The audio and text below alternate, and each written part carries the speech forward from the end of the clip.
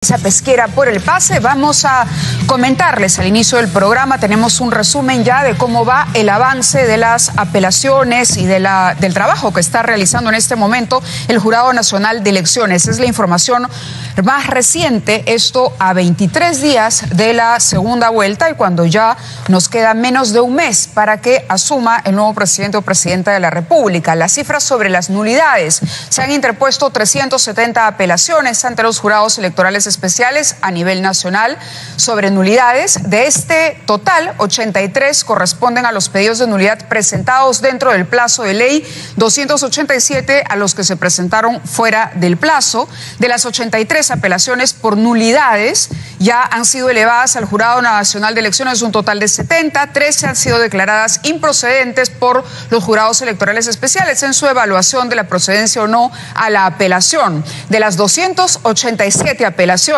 se han elevado 287, no han sido admitidas por los jurados electorales especiales. En conclusión, 270 apelaciones dentro y fuera del plazo han sido concedidas y elevadas al Jurado Nacional de Elecciones y 100 se han declarado ya improcedentes por los jurados electorales especiales. Así marcha la cosa y, por supuesto, todos en el país deseamos que el trabajo concluya de la mejor manera pronto. Vamos a iniciar el programa con el integrante del equipo de Fuerza Popular, Fernando Rospigliosi. Él nos acompaña esta noche porque ya se encuentran en Washington. Está el almirante Córdoba, el ex ministro de la Producción, el señor Córdoba, para llevar adelante esta suerte de reclamo, esta queja que se va a presentar para pedir o fortalecer el pedido que ha hecho la señora Fujimori aquí para una auditoría electoral por parte de organismos internacionales. Señor Rospigliosi, muy buenas noches. Fernando, gracias por atendernos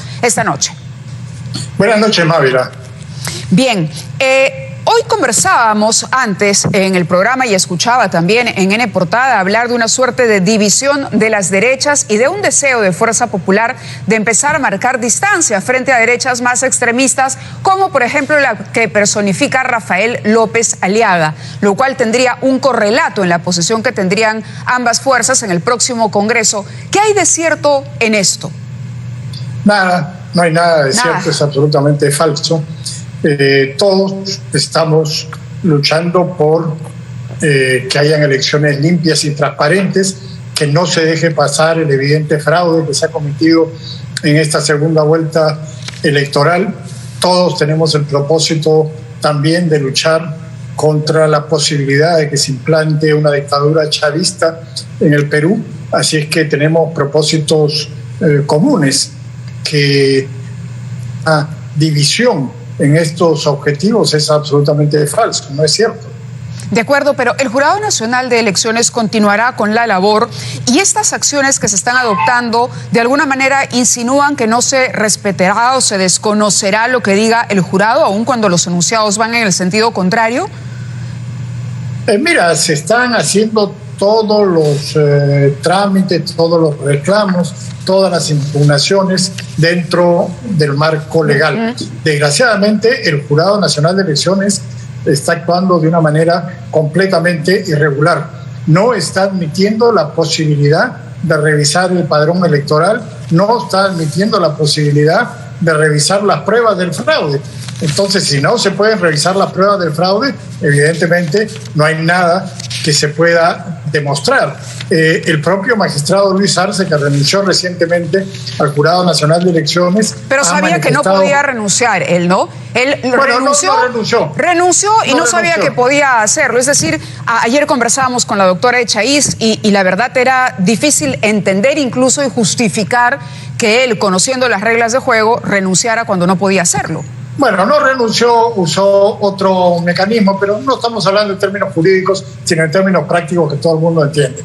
Finalmente él salió, se retiró del Jurado Nacional de Elecciones. Ya ha hecho una serie de observaciones desde la primera vuelta, desde antes de la primera vuelta, y el comportamiento del jurado ha sido realmente desastroso. Por ejemplo, liquidó con razones formales al APRA, a las listas del PPC, a varios otros partidos, permitió que Martín Vizcarra fuera candidato. Eso es inconcebible. Era obvio que, como la ley lo dice, tenía que estar 6 meses fuera del cargo público que ocupaba. Y no estaba 6 meses fuera del cargo público, lo dejaron postular. La señora Boluarte no ha renunciado al organismo electoral. Está absolutamente prohibido que los funcionarios de los organismos electorales participen en los procesos. Se ha demostrado que la señora Dina Boluarte había cobrado recientemente su salario en la RENIEC. Después ahora la RENIEC lo ha desmentido RENIEC, no ha cobrado. Sí. Bueno, pues, pero ya había... Sí, pero ya quitaron lo que había salido en su página web. Y la señora tampoco había renunciado, había pedido licencia. A la señora Dina Boluarte le impidieron postular al Congreso.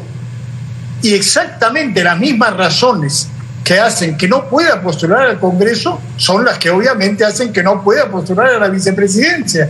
Le impidieron postular al Congreso como es de ley, pero la dejaron postular a la vicepresidencia. Es decir, es obvio que el comportamiento del jurado de elecciones, de la mayoría del jurado de elecciones, es completamente irregular, como bien ha denunciado el rector Arce. Entonces, estas cosas son las que se están llevando en este momento a la OEA. La pregunta, y ahí hay una prueba, sí, la pregunta, que no hay división. Ahí hay una prueba de que no hay división. De acuerdo, permítame un paréntesis a esta reflexión. Si estos problemas vienen siendo arrastrados desde la primera vuelta, ¿por qué recién ahora, cuando hay 2 candidaturas, un lado, ¿no?, de las fuerzas en contienda es la que cuestiona el papel del jurado? Porque entonces tendríamos que retrotraernos incluso a la primera vuelta y anular todo lo hecho por el jurado. ¿Es esa su posición?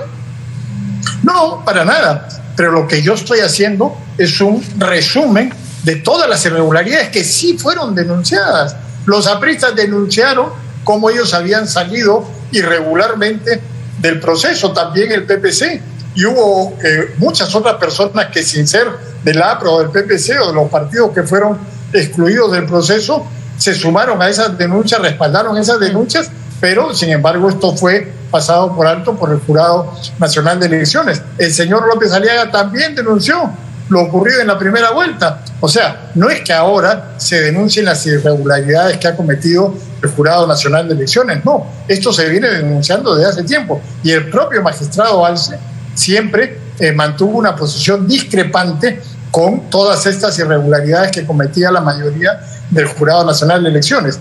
Y sobre lo que dices de la división, te digo que hoy día están en Washington presentándose ante la OEA Nano Guerra García de Fuerza Popular, el almirante Montoya de Renovación Nacional, la señora Nidia Vilches del Partido Aprista y el señor Daniel Córdoba, que ha sido jefe de plan de gobierno de Alianza para el Progreso. O sea, no hay ninguna división, ahí están todos unidos en función de la lucha contra el fraude y en función de la lucha contra la posibilidad de una dictadura chavista en el Perú. Naturalmente, estamos hablando de las fuerzas de derecha, distintos grupos, pero usted reitera, y eso es muy interesante, frente a cualquier rumor o interpretación, que en el Perú existe una derecha unida.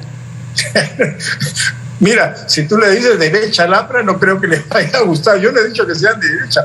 Yo digo, correcto, son los que están unidos en función de la democracia, de la lucha contra el fraude y la lucha contra la posibilidad de que una dictadura chavista se implante en el Perú. Claro, no, me refería a la primera pregunta cuando le hablaba de la relación más bien entre la posición extrema, a partir de lo que se ha dicho, sobre todo tras lo ocurrido el fin de semana. 2 manifestaciones, una convocada por Rafael López Aliaga, otra por Keiko Fujimori. Entonces uno dice, de pronto, y algo está pasando, ¿no? Y hay alguna división, o la propia derecha se está dividiendo o quiere desmarcarse Keiko Fujimori del radicalismo de la otra agrupación que preside López Aliaga. No, para nada. Es obvio que son varios grupos políticos y cada uno tiene sus propias posiciones. Eso se manifestó en la primera vuelta, todos han competido entre ellos y eso no va a desaparecer, pero ahora todos estamos unidos en función de defender la democracia, el libre mercado y de luchar contra el fraude. Y como tú sabes, Mávila, también otra de las irregularidades que hay es que esta decisión absurda del Poder Judicial, que por ejemplo, Keiko Fujimori no se puede reunir con Miki Torres y con Lourdes Flores, que estaban jugando un papel muy importante en la lucha contra el fraude. Lourdes Flores estuvo en el campo de Marte, no podía estar junto a Keiko Fujimori, que estaba en la Plaza Bolognesi. Es decir, estamos realmente en una situación muy, muy complicada, ¿no? ¿Cómo entender que la OEA sea el organismo encargado de una auditoría cuando la propia OEA ha defendido las elecciones en nuestro país y las ha calificado hasta de ejemplares? Bueno, también dijo lo mismo al principio con las elecciones en Bolivia, ¿no? Y después cambiaron de opinión. En este caso, en el caso peruano, la OEA emitió inmediatamente, la misión de la OEA emitió inmediatamente un comunicado cuando recién empezaban a salir las denuncias del fraude, porque como sabemos, las denuncias del fraude han ido apareciendo en los días sucesivos al 6 de junio. Entonces, yo creo que es necesario que la OEA rectifique este comunicado apresurado que hicieron al principio de su misión de observación, y para eso se ha presentado la carta en Palacio de Gobierno para que el presidente Sagasti haga la gestión, y también hay esta delegación que está en Washington tratando de que la OEA haga una auditoría al proceso electoral. Claro, hay un grupo de fuerzas que en efecto usted dice están reclamando la manera en que se ha visto el trabajo o en la que se ha comportado el Jurado Nacional de Elecciones. En ese contexto, ¿cómo interpretamos las declaraciones de Montesinos, estos audios en los que se habla de la posibilidad de conseguir el favor de los vocales en el jurado, de los miembros del jurado? Como han recordado algunos periodistas, no es casualidad que Montesinos haya aparecido en las elecciones de 2006, 2011, 2016 y 2021.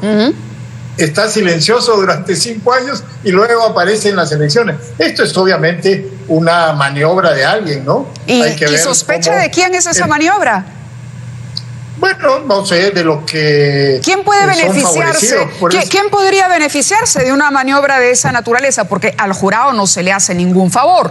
Pone en tela de juicio su honorabilidad. A la señora Fujimori tampoco, que está del lado contrario. Uno podría decir de pronto más al jurado y más al proceso electoral en su conjunto. ¿O se genera un caos general? No, a los adversarios de Fuerza Popular, obviamente, ¿no? Porque las cosas que dice Montesinos presuntamente son favorecidas. ¿Y quiénes son los adversarios de Fuerza Popular en este momento? La izquierda, obviamente. Entonces, en este momento, esas afirmaciones de Montesinos pues, son absurdas, ¿no? Hay que pagar 1 millón por acá, otro 1 millón por acá. Esas son ridiculeces que nadie en su sano juicio puede creer. Obviamente, este individuo está interviniendo porque tiene algún tipo de interés en perjudicar a los que critican, ¿no? Claro, difícil entender que Montesinos y la izquierda se puedan haber puesto de acuerdo para ventilar estas conversaciones y perjudicar a la señora Fujimori, digamos, ¿no? Es un poco... No, para nada. No estoy diciendo que se han puesto de acuerdo. Tú me preguntabas a quién beneficia. Sí. Beneficia obviamente a la izquierda. Ahora, ¿quién es el que coordina y hace estas cosas con Montesinos? No lo sé, eso habría que averiguarlo. Ahí quien tiene que responder es el gobierno, porque Montesinos está supuestamente en una prisión de máxima seguridad y él solamente puede comunicarse con determinadas personas, que no son con las personas que se han comunicado realmente, ¿no? Entonces, tratándose de una persona como Montesinos, es absurdo pues que le permitan comunicar con quien le da la gana, ¿no? Así es. Hay algo rarísimo acá. Sí, entonces, eso es, además, como usted dice, de pronto aparece Montesinos. Ya nadie se acordaba de Montesinos. Bueno, es imposible no acordarse de él cuando se ha vivido la historia, pero bueno, ahí está y ha sido un elemento también dentro de esta etapa final del proceso electoral. Ahora, la OEA ha aprobado una resolución de rechazo rechazo de las elecciones parlamentarias en Venezuela. Esto en diciembre de 2020. El Consejo Permanente de la Organización de Estados Americanos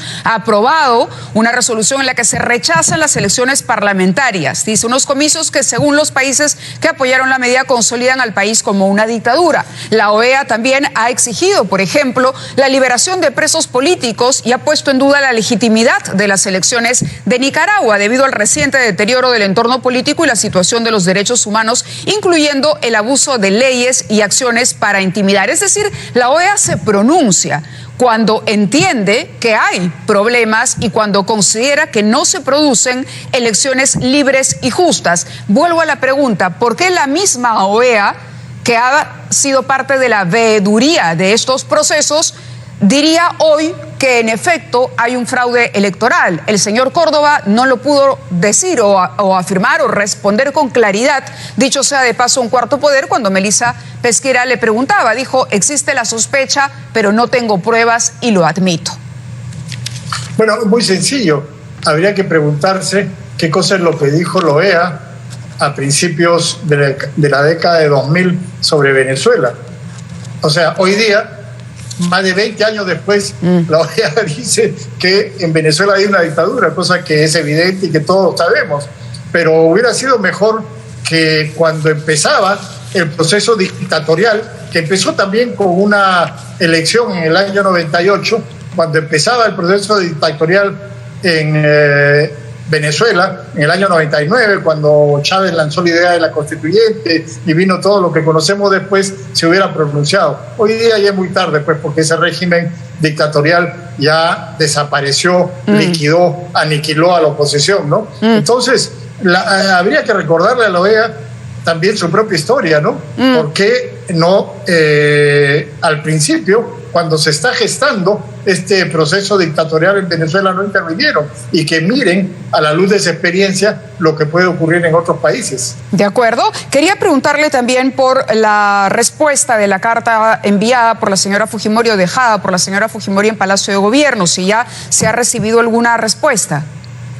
Que yo sepa, no. Todavía no. Todavía no. No lo sé. Hay un artículo. Yo no sé. Bueno, lo dejamos ahí. Entonces, hay un artículo en New York Times, una columna que habla de la fragilidad democrática y se refiere al caso peruano. Dice, lo que sucede en Perú emblematiza muy bien lo que ocurre o puede ocurrir en un grupo de países de la región. Con el 100% de las boletas contabilizadas por la Oficina Nacional de Procesos Electorales, Castillo tiene la mayoría de votos, con una diferencia estrecha.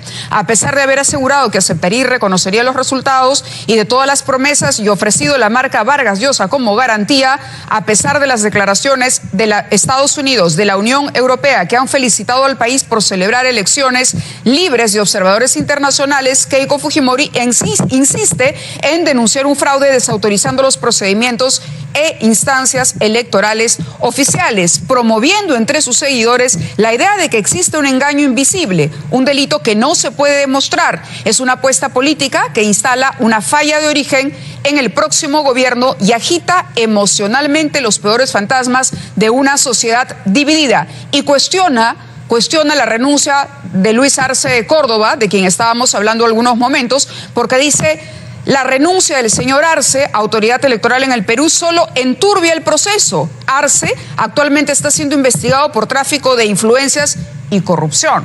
No olvidemos ese detalle. Lo que propone el artículo es que pareciera que hay también una manera de no reconocer las elecciones y buscar la inestabilidad de las instituciones, atacando a quienes deben ser los árbitros de estas contiendas. Si el árbitro cae en el desprestigio, pues nadie va a creer el resultado del partido.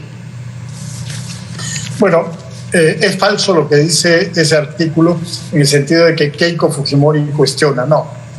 No es Keiko Fujimori, son muchos grupos políticos, muchos líderes políticos y el 65% de la opinión pública peruana, según la encuesta de Datum. O sea, no es Keiko Fujimori. Somos muchos los que cuestionamos eso. En segundo lugar, el señor Arce no es el que ha desprestigiado al Jurado Nacional de Elecciones. El Jurado Nacional de Elecciones se ha desprestigiado a sí mismo con toda esta comedia de equivocaciones que ha tenido en todo el proceso electoral. Con estas decisiones durísimas para algunos partidos y blandísimas para otros, como por ejemplo para el señor Vizcarra o para la señora Boluarte. Entonces, el que se ha desacreditado es el Jurado Nacional de Elecciones. Entonces, ese artículo no está reflejando lo que ocurre en el Perú. No es cierto, como digo. Sí, una última pregunta, no, antes de que nos gane el tiempo. ¿Y esa autoridad, ese organismo que se ha autodesacreditado, es el que va a dar el veredicto final? ¿Un veredicto que será acatado? Desgraciadamente, esa es la realidad del Perú. Es el Jurado Nacional de Elecciones. Pero le pregunto como representante de una de las partes que, insistiendo en la pregunta, después de esos cuestionamientos, ¿podemos creer que Fuerza Popular acatará lo que diga el jurado? Bueno, esa es la única alternativa que hay. No existe otra. De acuerdo. Muchísimas gracias a Fernando Rospigliosi por haber participado esta noche del programa. Gracias. Muchas gracias, Amanda. Gracias a usted. Muy bien, vamos a la pausa, señores.